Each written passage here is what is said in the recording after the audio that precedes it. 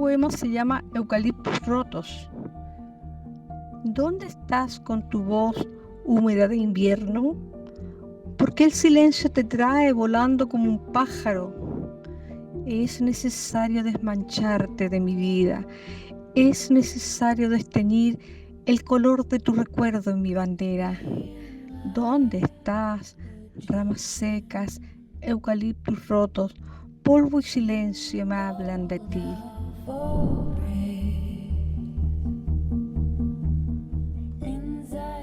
Bienvenidas y bienvenidos a nuestro podcast 2023. Somos el colectivo Dialecto Púrpura. Nuestro podcast se llama Sacar la Voz. Tenemos ya un año de nacidas. Empezamos el año pasado en mayo a grabar y ahora estamos de nuevo grabando, pero ahora con un formato diferente, pero con las mismas ideas. Nacimos con el objetivo de canalizar nuestras ideas. Siempre muy buenas para conversar las dos, horas y horas largas de conversaciones, y bueno, teníamos que traducirlo en un diálogo más abierto donde pudiésemos hablar sobre los temas que nos importan. En este caso, reivindicaciones sociales, feminismo, son los temas que cruzan nuestro podcast y nuestro sentir. Bueno, me acompaña hoy Ingrid Castro, licenciada en Lengua y Literatura de la Chile, profesora de la Universidad Mayor y magíster en Educación de la UMCE. Siempre nos van a estar escuchando aquí a nosotras, como nos han hecho en otras oportunidades en nuestras conversaciones. Hola, bienvenidos y bienvenidas. Bueno, yo aprovecho de presentar a la Margarita Urbina. Ella es profesora de inglés de la UMCE También. Y también magíster de la enseñanza en inglés de la UNAV. Uh-huh. Sí, y partimos con el feminismo. Tú nos tenías una definición. Sí, bueno, el feminismo a grandes rasgos tiene que ver con la lucha por la equidad de género. ¿Ya? No habla de superar o en el fondo de poner a un hombre o una mujer por sobre los género. hombres, sino que habla de que haya transformaciones sociales importantes que permitan que nosotros estemos dentro de igualdad de condiciones con los hombres, de manera que podamos acceder a distintos espacios, de que podamos tener igualdad de condiciones y también de oportunidades, ¿ya? Entonces, de repente se ha instalado una idea súper errónea de lo que es el feminismo, sí. Y eso obviamente ha generado muchos prejuicios y también una mirada un poco caricaturesca que ridiculiza lo que realmente es el movimiento, pero en la medida que uno empieza a enterarse más, a investigar más, entiende que es una necesidad fundamental para que una sociedad sea más democrática y realmente avance. Claro. De hecho, hoy día leía que existen los feminismos porque somos las mujeres. Hay tantos feminismos como mujeres. Cada una lo lleva quizás de una manera diferente o lo entiende de una manera diferente. Bueno, y como primer tema de conversación de hoy tenemos ese tema, violencia contra la mujer. Voy a dar una breve definición. Dice: la violencia contra las mujeres y las niñas se define como todo acto de violencia basado en el género que tenga o pueda tener como resultado un daño o un sufrimiento físico, sexual o mental para la mujer. Bueno, parto yo con los comentarios, ¿no? Primero voy a leer una columna que apareció en la BLN, la medio también, local, que es muy importante también que nos informemos también de las cosas que han ido ocurriendo dentro de nuestra comuna o dentro de nuestra región. Y hay una columna de opinión escrita por el periodista Sebastián Ormazábal, que salió el 7 de mayo de este año, que se titula Alerta femicida en el Maule, preocupante tasa y escasa protección del Estado. Uh-huh. Voy a leer algunos pedacitos de esta columna para que después los comentemos. Primero dice: Elsa Espinosa Garrido, 74 años, Marcela Pérez Tapia, 32 años, y Karen Moreno Pernía, 25 años, son las 3 primeras víctimas de femicidio en el Maule en 2023, cifra que en 4 meses ha superado el registro promedio de un año, siendo la región con mayor cantidad de este tipo de delitos en el país, superando incluso a la región metropolitana, que tenía 2 hasta esta fecha, Biobío 2 y Valparaíso 1. Evidentemente estamos en presencia de una escalada de violencia que grafica la poca efectividad de las medidas de protección que ejerce el Estado. Más adelante dice: hay que decir que en 2 de los 3 casos las víctimas habían manifestado episodios de violencia previos, un cuento ya conocido, ¿verdad? No habían denuncias. Incluso uno de ellos fue denunciado a tribunales, determinándose una orden de alejamiento que claramente fue inútil. Este es el caso Marcela Pérez Tapia, quien la noche del 9 de abril, solo horas antes de su asesinato, había presentado una denuncia por agresión sexual en la comuna del Maule. Finalmente, la joven terminó con una puñalada en su cuello por parte de su expareja, Manuel Maureira Retamal, de 36 años, un funcionario activo de Gendarmería de Chile. Bueno, se detallan también las formas en que se cometieron estos femicidios y igual es fuerte, ya, porque no es solo un dato, sino que son vivencias reales que le tocó vivir, bueno, a estas mujeres y también a los entornos de ellas que cargan con el sufrimiento de no haber podido hacer más. En el caso de la enfermera venezolana Karen Moreno Pernía relevaron diversos audios donde daba cuenta del acoso y los hostigamientos de los cuales fue sometida. Bueno, ella fue ahorcada de madrugada el 27 de abril en un fondo de Los Quillayes, Sagrada Familia. Cabe señalar que en este caso aún se tiene que estipular si existía vínculo con el imputado. Y también está el caso de Elsa Espinosa. El primero del 2023 también impacta por su brutalidad. Y bueno, esto ocurrió en Linares, y una señora mayor de 73 años que ya los vecinos habían comunicado que eran testigos de la violencia que ella sufría. Entonces dice este periodista en su columna, bajo este escenario nuevamente están en tela de juicio las denominadas pautas de riesgo establecidas en casos de PIF, de violencia intrafamiliar, sobre todo porque no son suficientes. Esta medición es aplicada por la División de Atención de Víctimas y Testigos de la Fiscalía Nacional, quienes a través de una pauta unificada inicial de riesgo buscan establecer parámetros de riesgo asociados a la situación de violencia que se ha denunciado, las cuales arrojan una calificación que puede ir de vital alto, medio o bajo, ¿ya? Y de allí entonces abordan los casos. Es súper importante entonces la aplicación de esta pauta para la toma de decisiones posteriores, ¿ya? Y bueno, cabe también destacar es que, por ejemplo, solo en lo que va corrido del año 2023 ya se contabilizan 5 investigaciones en curso, y si profundizamos el número aumenta considerablemente cuando ponemos atención a los llamados telefónicos que recibe el nivel de emergencias de Carabineros por violencia intrafamiliar. A nivel nacional, en los años 2010, 2017 y 2019 se llevan las cifras más altas de delitos femicidio consumado, con más de 60 mujeres asesinadas.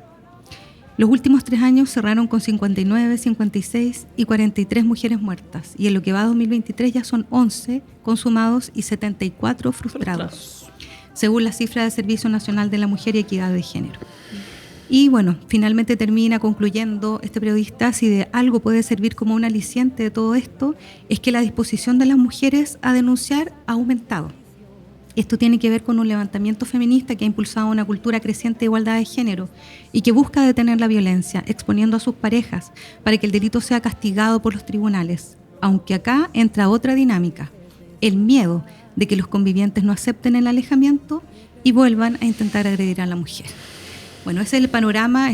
Esto es muy reciente, esta columna de mayo de este mes.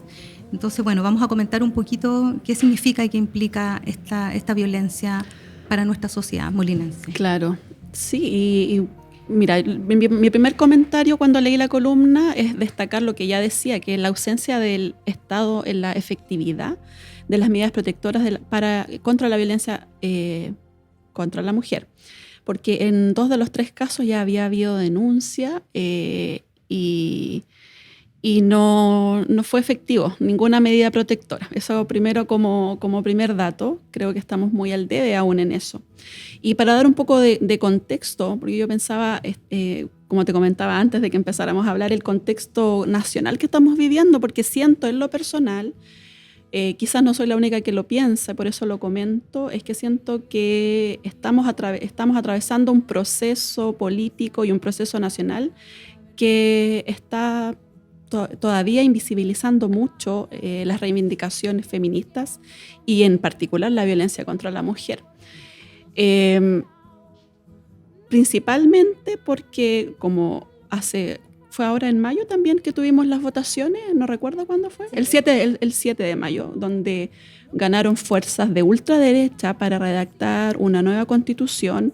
Me hace pensar que la fuerza del movimiento feminista está al parecer decayendo. ¿Por qué? Porque el feminismo lo que principalmente busca es la liberación de ideas, o sea, busca libertades, ¿verdad? Libertades de los géneros, libertades de las mujeres, reivindicación de derechos. Y si en nuestra última elección ganaron fuerzas de ultraderecha que no están en pos de aumentar las libertades, sino que al contrario, sino que disminuir las libertades de las mujeres, incluso muchísimo, me hace pensar de que estamos retrocediendo en nuestros derechos. Y eso impacta directamente en las cifras que tú estás dando, ¿no es cierto? Estamos teniendo más cifras de casos de violencia contra la mujer y en este caso de femicidios. ¿Ya? Tú lo mencionaste al inicio también. Para algunas personas el movimiento feminista es como algo dogmático, de repente un poco rígido, amenaza contra su propia estabilidad. Pero siento yo en lo personal que también está un poco desdibujado el escenario, en el sentido de que no está claro de repente. Por eso es necesario, y estamos nosotras en este espacio, ¿verdad? Y muchas otras mujeres y hombres también, en general comunidades, ¿verdad? Buscando reivindicar espacios de liberación y de conversación. Exacto. Para romper con esa caricatura, con esos estereotipos que se generan y que tanto mal le hacen a las posibilidades de avance en esta sociedad. Claro, entonces, y en esta búsqueda de desnaturalizar las cosas, porque aquí, sobre todo en la región y en la comuna, la naturalización de la violencia contra la mujer, del machismo, que nosotras, en lo personal, lo escucho a diario, lamentablemente, en el contexto donde trabajo, con comentarios machistas, con comentarios y acciones, no solamente comentarios, sino que acciones que vulneran los derechos contra la mujer, nos hace seguir discutiendo estos temas. Bueno, y como decía recién, siento que este es un movimiento en construcción y es un movimiento que hasta el momento está muy invisibilizado por el contexto social que estamos viviendo y el contexto nacional. Entonces, para poder ponerlo de nuevo sobre la mesa, quiero mencionar algunas de las violencias que existen contra la mujer, porque existen muchas violencias. El maltrato en el ámbito público y en el ámbito privado. En este caso voy a hablar del ámbito privado, porque el ámbito público también tenemos muchos casos para hablar un podcast completo. Pero el ámbito privado es el maltrato en el hogar o la violencia también en la pareja. Entonces, cualquier comportamiento que se utilice para adquirir o mantener poder y control sobre tu pareja forma parte de la violencia contra la mujer. Existe la violencia económica, la violencia psicológica, la violencia emocional, la violencia física, el femicidio, que es el extremo, ¿no es cierto? Es la muerte de la mujer a manos de una pareja o expareja. La violencia sexual, la trata de personas, matrimonio infantil, violencia digital, ciberacoso, etc. El doxing, que lo leí hoy día, que es publicación de información privada, en este caso de la víctima. Mucho en la etapa adolescente, creo que estamos al debe todavía en eso, porque hay mucha naturalización de que es normal mandarse, ¿no es cierto?, de todo. Pero el tema ni siquiera es el error, es el compartir, ¿no es cierto?, intimidad con tu pareja. Ahí no está el error está en la publicación, en las pérdidas de confianza, en la viralización, ¿no es cierto?, etcétera. Bueno, y para cerrar mi punto, algunas maneras que tenemos de contribuir o de erradicar la violencia contra la mujer, porque a veces quizás de manera, no sé, cuesta saber cómo ayudar, qué hacer, ¿no es cierto? ¿Qué hago? Si yo sé que está ocurriendo, si yo sé que a una amiga, a alguien le está ocurriendo, a un familiar, ¿qué hago? Primero que todo es escuchar y creer, ¿no es cierto? Escuchar y creer a la sobreviviente. Enseñar a las generaciones más jóvenes, ¿no es cierto? Que a veces los límites están desdibujados, qué es lo correcto, qué no es lo correcto, qué se acepta, qué no se acepta. Exigir también, y eso lo enmarco con la noticia que tú nos dabas, exigir servicios y respuestas adecuadas. En este caso no ocurrió en el caso de las 3 mujeres que nos mencionaste. Comprender qué es el consentimiento y, por último, que es algo que a mí en lo personal me gusta mucho hacer, iniciar una conversación, sacar de repente a las víctimas del silencio, porque las personas que sufren violencia de género muchas veces están en el silencio. Escuchar. Si la persona te quiere contar, escuchar. Iniciar una conversación también con ella. Y bueno, y denunciar también. Y denunciar. Denunciar, porque obviamente que el mantener el silencio, aunque quede en una conversación con amigas, si no se da el paso de la denuncia, lamentablemente no se van a tomar las medidas que la ley permite para proteger a la víctima. Entonces, bueno, sabemos que es un sistema deficiente, sí, que muchas veces no funciona. No. pero menos aún se puede lograr algo si no se denuncia. Entonces hay que avanzar, obviamente, que ojalá con asesoría integral, ojalá con apoyo psicológico. Nos falta tanto todavía como país, como sociedad, pero hay que ir corriendo los cercos y empujando para que esto vaya avanzando. Y sí, me quedo también con lo que estabas diciendo sobre la naturalización de la violencia. Uno se pregunta, bueno, ¿cuáles son las causas y por qué? ¿Por qué hay tanta violencia de género? ¿Por qué hay tanto machismo? Y claro, yo creo que hay un lenguaje que permite que muchas cosas estén dadas por sentadas, como obvias, y que no sean cuestionadas. Sí. Y se reproducen de una manera súper sumisa, sin sentarse o pararse o detenerse a cuestionarlas y decir, oye, esto no está bien, no es correcto y no voy a aceptarlo, no lo voy a aceptar ni en una conversación, ni en un acto, y menos tampoco lo voy a aceptar en una relación conmigo. Entonces ahí creo que nos falta mucho como sociedad respecto a primero dialogar, a sacar la voz y sacar también de debajo de la alfombra las situaciones que ocurren para que no siga avanzando esto. En las zonas rurales, bueno, también en la zona urbana, y también, bueno, leía un estudio que decía que hay una relación entre el nivel educacional también con los índices de violencia intrafamiliar. Por lo tanto, es necesario que haya mayor empoderamiento de la mujer. Es una palabra un poco manoseada, a lo mejor ya todo el mundo la ha usado, a veces sacándole un poco de contexto también, pero es necesario que las mujeres nos eduquemos más, entendamos cuál es nuestro valor real en la sociedad, no el que nos quieren obligar a cumplir, y desde ahí entonces empezar a manejar nuestra existencia de otra manera, con otros códigos, otras pautas que nos permitan cuestionar cada vez que existen situaciones de asimetría, de verticalidad, de violencia en general de distinto tipo. Bueno, respecto a la pauta unificada inicial de riesgo que menciona él en la columna, es importante decir que esta es una pauta que la División de Atención de Víctimas y Testigos de la Fiscalía Nacional dispuso en su oportunidad para la medición de riesgo de las víctimas de violencia intrafamiliar. Durante 2013 y 2014, esto fue objeto de revisión y estudio por parte de la Universidad Católica Raúl Silva Enríquez. Después, esta misma casa de estudio realizó un análisis de confiabilidad y validez del instrumento, proponiendo ajustes que fueron implementados en 2015. Y en el año 2016 se decide avanzar en la transversalización de este instrumento, es decir, que trabajan con una misma pauta distintas instituciones. Ya suscriben un convenio y un protocolo interinstitucional entre el Ministerio Público, Carabineros de Chile, Policía de Investigación y el Servicio Nacional de la Mujer y Equidad de Género. Entonces, las instituciones acuerdan aplicar en primer contacto a las víctimas de VIF, mujeres mayores de 18 años con vínculos de pareja con su agresor.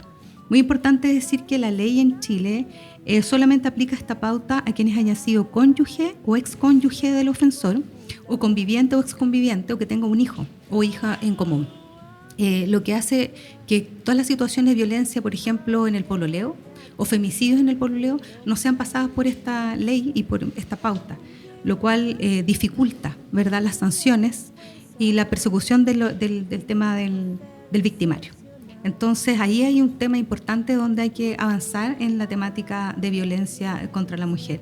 ¿Y qué es lo que analiza esta pauta? Bueno, las características del delito denunciado, las características del imputado, si es una persona que, por ejemplo, se asocia a peligrosidad, por ejemplo, el acceso a armas de fuego, consumo de alcohol y drogas, etcétera, antecedentes históricos de violencia también, y también características de la víctima, percepción del riesgo, idea de posibilidad de ser nuevamente agredida por el denunciado y antecedentes penales. ¿Ya? Entonces, bueno, hay una pauta ahí con la que se trabaja y, bueno, yo creo que en este minuto, en donde están, en este punto de inflexión de nuestra sociedad, es importante hacer revisión de la forma en que se aborda la violencia en nuestro país, tanto a nivel de castigo, pero también a nivel preventivo. ¿Qué estamos haciendo como sociedad para prevenir que esto ocurra? Y yo creo que ahí estamos muy al debe. Sí. Hay una investigación una columna de opinión de CIPER Chile, donde él termina concluyendo, el autor, que es Hugo Contreras Gómez, dice: finalmente, y para que funcione la ley en lo que respecta a la protección de mujeres víctimas de violencia intrafamiliar, es importante identificar la diferencia en una constancia de violencia respecto de una denuncia. Y luego dice: el conocimiento y aumento de las denuncias por parte de las mujeres víctimas de violencia intrafamiliar también estaría relacionado al empoderamiento que se debiese buscar como resultado de una política pública. Claro. Y ahí es donde yo creo que eso no está ocurriendo. No. O sea, vemos mucho a lo mejor intentos como por ejemplo el nuestro, que de pronto son una raya en el agua, claro. ¿Verdad? Que hay mucho en el fondo más de inspiración, claro. Pero que no están a veces ni los recursos ni claro. Los alcances que permitan verdaderamente generar un cuestionamiento mayor, más profundo respecto al tipo de relaciones que se están construyendo, tanto desde el pololeo, por ejemplo, ¿verdad?, hasta relaciones de convivencia o de matrimonios, etcétera. Entonces ahí es donde yo creo que hay que empezar a hacer esta transformación, y ahí es donde me quedo también con lo que decías tú, en este proceso constituyente, con el grupo que está liderando el proceso hoy día. Verdaderamente siento que corre peligro, sí. ¿Verdad?, la posibilidad de avanzar respecto a estos temas y por lo tanto la posibilidad de equidad de género y de disminución de violencia, claro. En general y particularmente contra la mujer. Claro, porque ¿qué van a poder poner estas personas que no están interesadas, primero que todo, en cambiar la Constitución en relación a la disminución de la violencia contra la mujer, a la reivindicación de derechos que sí tenía, bueno, la Constitución rechazada? Somos nostálgicas del anterior. Nuestra Constitución rechazada. Pensamos, de hecho hicimos un par de podcasts, no recuerdo, hicimos cápsulas nosotros donde íbamos leyendo cuáles eran los artículos que sí consideraba la violencia contra la mujer, la consideraba dentro de la Constitución. Bueno, ahora no sabemos qué va a pasar. Bueno, pero aprovechando de que estamos hablando del proceso constituyente, vamos a entrar a ese tema. Sí. El pasado domingo 7 de mayo se realizó la votación a consejeros y consejeras constituyentes, proceso que eligió a 50 ciudadanas y ciudadanos que integran el órgano encargado de discutir y aprobar una propuesta de texto de nueva Constitución. Bueno, ¿y en qué va hoy eso?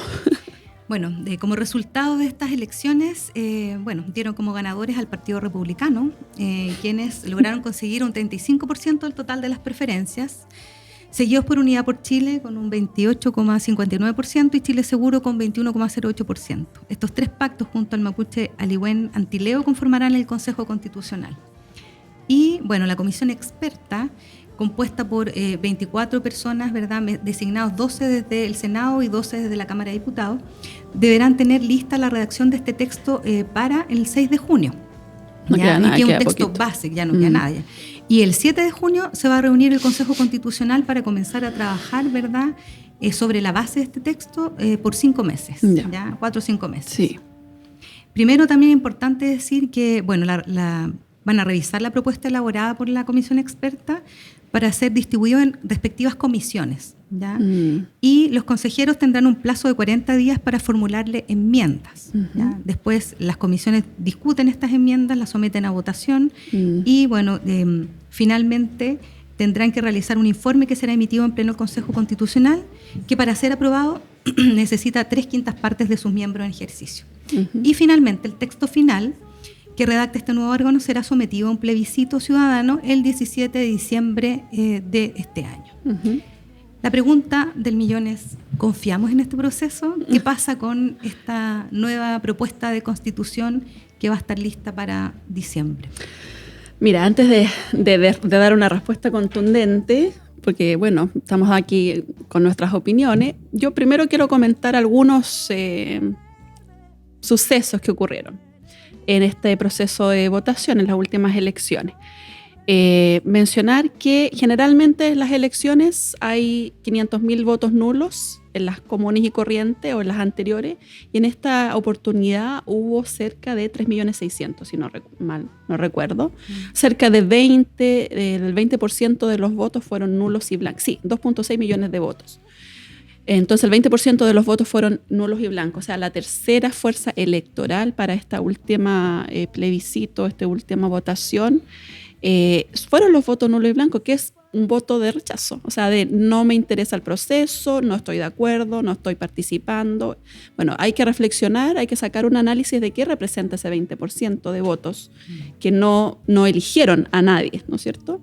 Y a raíz de eso, la pregunta es cómo vamos a seguir, cómo la fuerza política en Chile y los ciudadanos vamos a seguir empujando un proceso constituyente sin piso político. Porque en el proceso anterior, haya sido como haya sido el resultado, estemos a favor o en contra de lo que salió, había piso político y había entusiasmo político. Ahora no hay nada. Y además, entre abstenciones, nulos y blancos, es el 35% del padrón electoral, 35% que no participó en el proceso. Ya, ese es como el primer dato. Además, se está redactando la nueva Constitución en un escenario desconocido, porque es un escenario de voto obligatorio. Es la segunda vez que tenemos un proceso eleccionario de voto obligatorio que ha cambiado la realidad del contexto electoral.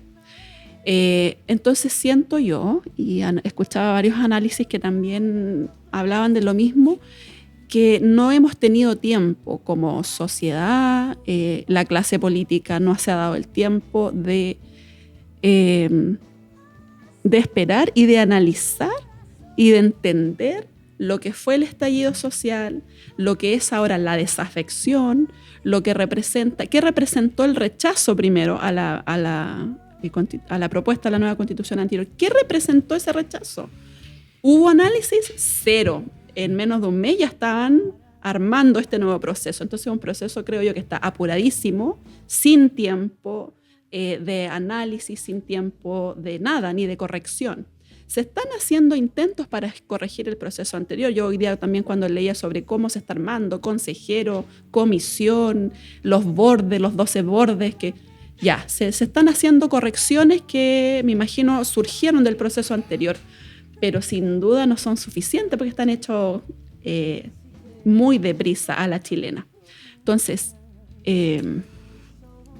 yo creo que aquí, como mi principal cuestionamiento a este proceso para saber si estamos o no a favor de este proceso, si creemos o no que este proceso va a ser válido o no, es que quienes van a redactar ahora la nueva Constitución y quienes tienen la mayoría en este nuevo consejo son personas que no querían cambiar la Constitución. O sea, una paradoja, una contradicción. ¿Qué pasó? Claro, ¿qué pasó? Que ahora las personas que están a cargo de redactar y de aprobar y rechazar lo que va a dar los expertos, ¿verdad? Y de incorporar nuevas normas y todo. Y además tienen la mayoría, o sea, ellos tienen la capacidad de anular y de rechazar cualquier norma. Son personas que no querían una nueva Constitución y están ahí ahora para redactarla. Entonces pensamos, ¿realmente es un proceso válido? ¿Qué validación tiene con todos los datos que estoy dando, qué validación tiene este proceso? Yo creo que ahí está el cuestionamiento. Bueno, y para seguir...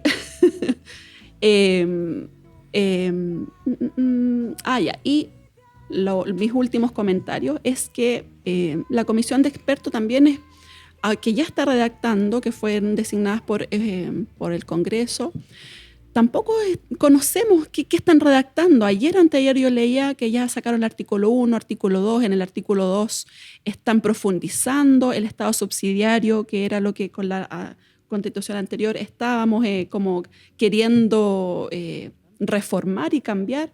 Entonces, no hay mucha claridad en este momento de si necesitamos una nueva Constitución y la nueva forma de organización política que nos va a entregar esta nueva Constitución, porque en el proceso anterior la idea era eliminar y cambiar la Constitución de la dictadura, ¿no es cierto?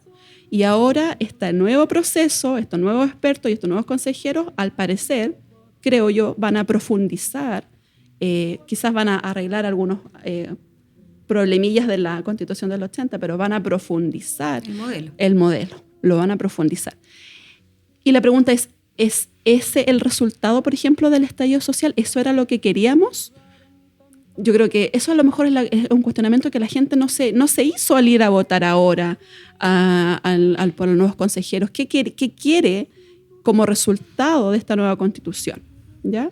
Entonces, para mí, como en este momento, creo que es un proceso muy poco confiable por cómo se está haciendo desde un inicio, tiempo, ¿no es cierto?, los plazos muy acotados de redacción, cero capacidad de análisis de la clase política, cero empuje social a este proceso, no hay entusiasmo, no hay conocimiento, hay falta de información en los medios. Y súmale ahora que la mayoría la tienen personas de ultraderecha. O sea, no. Sí, bueno, también ahí comentando respecto a la falta de motivación que genera el proceso, yo lo veo, primero, había mucho involucramiento en el proceso anterior de los distintos sectores.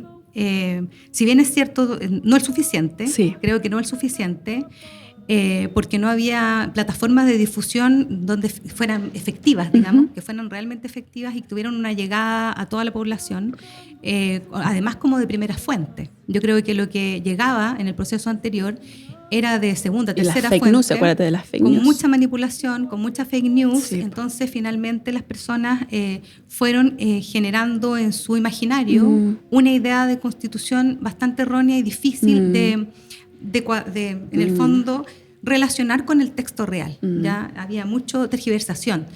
Entonces, hoy día hay una falta de motivación, hay un mayor distanciamiento todavía, primero de quienes votamos a prueba, soltando el proceso así como ya esto no me interesa, no era lo que queríamos, y también de parte de un sector que continuamente, digamos, tampoco está tan involucrado en temas políticos, tan cercano a temas políticos y además con falta de comprensión muchas veces de muchos hitos y situaciones. Entonces creo que ahí nuevamente caemos en un mismo escenario similar respecto a lo que es la falta de educación.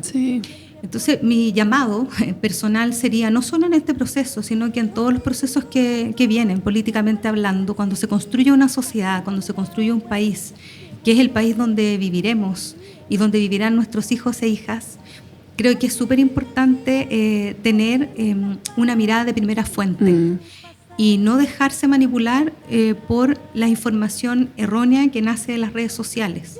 Y ahí siento que nos falta tener más filtro, nos falta ir a la primera fuente, leer, ¿verdad?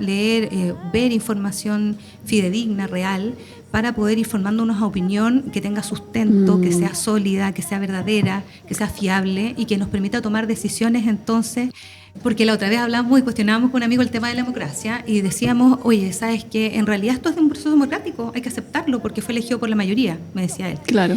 Yo le decía, sí, pero una democracia es más válida cuando ese proceso democrático ha sido vivido de manera, primero participativa, a través de diálogos ciudadanos, pero además personas que están entendiendo cada uno de los hitos del proceso. Entonces que van dialogando con elementos de juicio suficientes que les permitan ir tomando decisiones paso a paso de cada una de las situaciones. Es súper triste que de repente lleguen personas y digan, oye, ¿por qué tengo que votar ahora? ¿Cómo es este? No entiendo nada. ¿Qué me podría decir usted, mijita, de qué se trata esto? Entonces, una democracia que se basa en eso y que más encima existen sectores que tienen mucho dinero, que tienen el poder de los medios de comunicación masivos y que hacen uso de esa ignorancia para manipular y manejar el pensamiento, la idea de una persona antes de una votación, hace que además de todo lo que tú decías de invalidación de los procesos, eso sea, yo creo que un factor fundamental que lo invalida. O sea, es necesario que lo que venga a futuro, ¿verdad?, tanto próximo como más adelante en nuestro país, exista mucha mayor educación, mucha mayor comunicación y difusión, insisto, de primera fuente, de lo que significa cada uno de los procesos políticos. Y ahí también quisiera hacer otro comentario en otra arista del tema, con respecto al triunfo de un sector conservador en nuestro país, y la razón de ese triunfo, si acaso existe mayor militancia en ese partido en particular y existe por lo tanto una ideologización en nuestro país que tiene apego hacia lo republicano. Y la verdad es que pienso que más que eso, lo que existe hoy día en Chile es en varios sectores es miedo al cambio, miedo a un reordenamiento social, y el solo hecho de plantearse la posibilidad de cambio, de mejora, le genera un abismo. Entonces, ahí es donde yo creo que es importante también educar respecto a que esos cambios no necesariamente van a implicar un terremoto social, que no significa que se vaya a caer el mundo, sino significan mejoras. ¿Cómo hacer entender eso? Y que las personas no entiendan que el orden y tratar de mirar solo una sociedad rígida es algo que va a mantener la tranquilidad y la paz social. Creo que, y con esto termino, el orden que están buscando es un orden peligroso, peligroso para la vida incluso. Entonces creo que hay que cuestionarse esa visión respecto a lo que es el orden. Yo creo que el orden se consigue con un reordenamiento social, mejorando, generando más igualdad de derechos para hombres y mujeres, para las distintas clases sociales, ¿verdad? Con mayor justicia social, con mayor equidad. Y eso no significa que vaya a venir, yo creo que la caricatura que generó la derecha respecto a quiénes somos las personas de izquierda o lo que podemos hacer o que somos desatados y violentos y violentas, es eso, una caricatura, no es real. Y si uno va más allá, se puede encontrar con personas que pensamos una sociedad más justa. Claro. No, y solo como para añadir un pelo más a la sopa, parte de lo que estamos viviendo hoy en día, sin duda, creo yo, y lo pienso porque lo conversamos en uno de los primeros podcasts en la primera temporada, es la manipulación de los medios. O sea, la propaganda, cómo los medios tienen en este momento controlada la discusión política y la construcción de sociedad que estamos buscando ahora, que está ocurriendo ahora, que tú decías, este orden, ¿no es cierto?, esta más mano dura. Que no niego que no sea necesario, pero pienso de dónde viene también, ¿verdad?, la implantación del miedo como control social. Solo lo dejo ahí como para que lo podamos discutir quizás más adelante. Oye, antes de pasar a lo último, quiero leer, porque yo, como estamos todos medios aprendiendo, informándonos en este nuevo proceso, ha habido mucha desinformación o poca información, más que desinformación, no información, poco acceso a la información. Leía que aparecieron ya los primeros artículos de esta nueva Constitución. Voy a leer el primero y el segundo. El artículo 1, el anteproyecto, ¿no es cierto?, constitucional que están redactando la comisión de expertos, dice: la dignidad, artículo 1, la dignidad humana es inviolable y la base del derecho y la justicia. Las personas nacen libres e iguales en dignidad y derechos. Su respeto y garantía es el primer deber de la comunidad política y de su forma jurídica de organización. Sin embargo, las principales definiciones se establecieron en el inciso 2. Dice: Chile se organiza en un Estado social y democrático de derecho que reconoce derechos y libertades fundamentales y promueve el derecho progresivo de los derechos sociales con sujeción al principio de responsabilidad fiscal y a través de instituciones estatales y privadas. Esos son los primeros dos incisos que van a tener que discutir estos, no son los consejeros. ¿Cuáles fueron los que fueron ahora electos últimos consejeros? Porque primero la comisión de expertos, los consejeros. ¿Ya? Sí. Ya. Para cerrar, sí, yo creo que... Lo último también que quería decir al respecto sobre el tema de la difusión, la manipulación, etcétera. Creo que una de las cosas que hace que sea fácil manipular es que la información que uno encuentra a través de Internet, las plataformas de gobierno, están escritas en un lenguaje súper poco amigable. Sí. Por ejemplo, estaba tratando de estudiar un poco de la ley de responsabilidad parental y el tema del pago de pensiones alimenticias. Y la verdad es que leer un párrafo, yo soy profe de lenguaje, de repente tenía que leerlo 2 o 3 veces porque el lenguaje técnico, con oraciones subordinadas, es complejísimo, un solo párrafo de 5 líneas. Entonces, eso no puede seguir pasando. Si queremos que realmente las personas vayan a votar de manera consciente y educada, se necesita también hacer más digerible la información en un lenguaje más cercano y más fácil. Eso también creo que ha sido una falta de estrategia y una falta de comprensión de lo que significa hoy día la educación en Chile, donde efectivamente existen problemas graves de comprensión de lectura que no hemos sido capaces de resolver ni hacernos cargo como sociedad, y que es raro que se avance en otras cosas y no se avance en eso. ¿Por qué? Sí, ya no tiene que ver con los profes y las profes, tiene que ver con el sistema público, ¿verdad?, con el sistema educacional en general.